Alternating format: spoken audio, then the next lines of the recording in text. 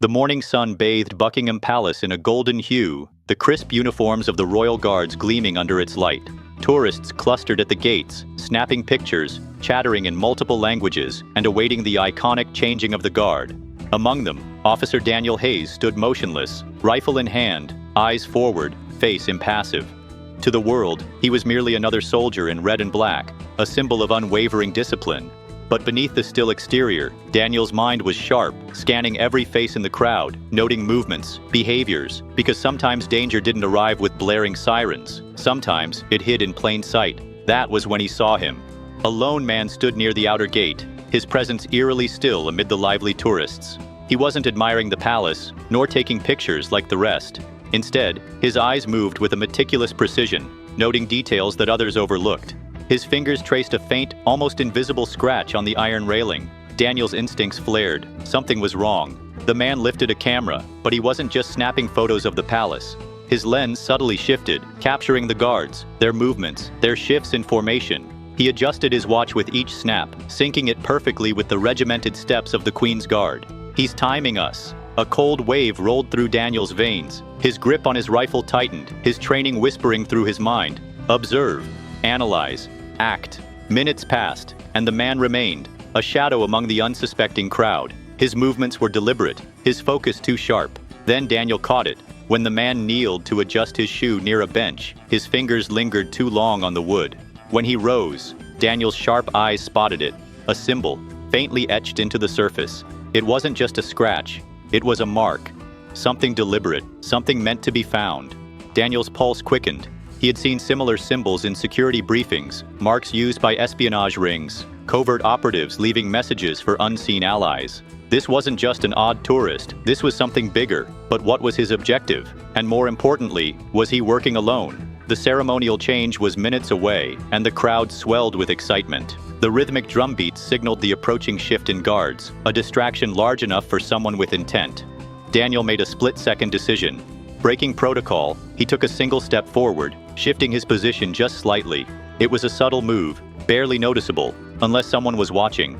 The stranger noticed. For the first time, the man hesitated, his eyes locking onto Daniel's. There was no fear, no panic. Instead, there was something far more alarming: recognition. A silent battle played out between them in the space of seconds, an unspoken test of will. Daniel saw it in his eyes. This man was measuring him, assessing him the same way Daniel had been watching him. The man knew he had been made. Then, just as swiftly as he had arrived, he turned and disappeared into the crowd. No sudden movements, no running, just quiet retreat, because professionals never ran.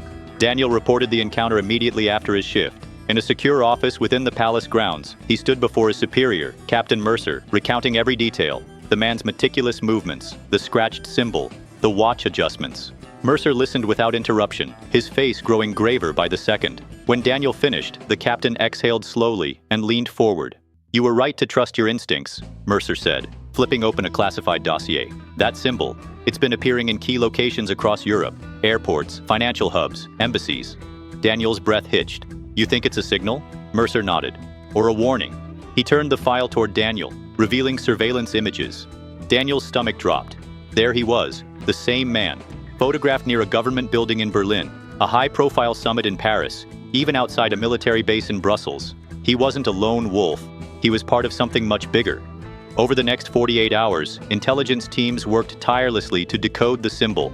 Patterns emerged, each marking coincided with a security blind spot, an unnoticed vulnerability. This wasn't just an observer marking random locations. This was reconnaissance. This was planning. Then came the breaking point. An intercepted transmission between known cybercriminal networks revealed a chilling message. London Financial District, Phase 1 initiated, a cyber attack. The implications hit Daniel like a freight train. London's financial sector was a global powerhouse. If compromised, it wouldn't just be banks at risk. Entire economies could destabilize, national security systems could be breached, chaos would ripple across the world, and he had seen the man responsible with his own eyes. Within hours, counter-terrorism teams mobilized. The palace remained on high alert, security doubled, cyber defense teams scrambled to intercept further transmissions. Every second counted. Then, an emergency alert. The suspect had been spotted near Canary Wharf. Daniel, along with an elite security unit, was deployed. They arrived at the scene, moving through the maze of skyscrapers, scanning the sea of faces. Then, there, a glimpse of the same dark jacket, the same composed stride. The suspect moved toward a communications hub, a secure building housing some of the most critical financial servers in the country. If he gained access, even for seconds, the damage could be catastrophic. Daniel didn't hesitate. "Freeze!"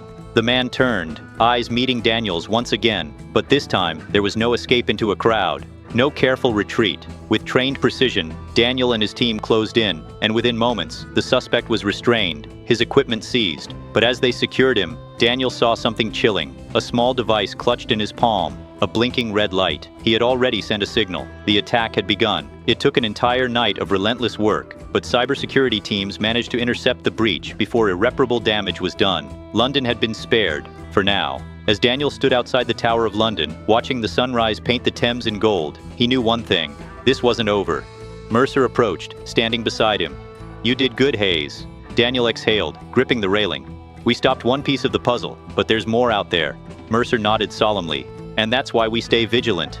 As the city woke beneath them, Daniel straightened his uniform, squared his shoulders, and prepared for the next shift. Because some wars weren't fought on battlefields, some were fought in the shadows, and he would always be watching.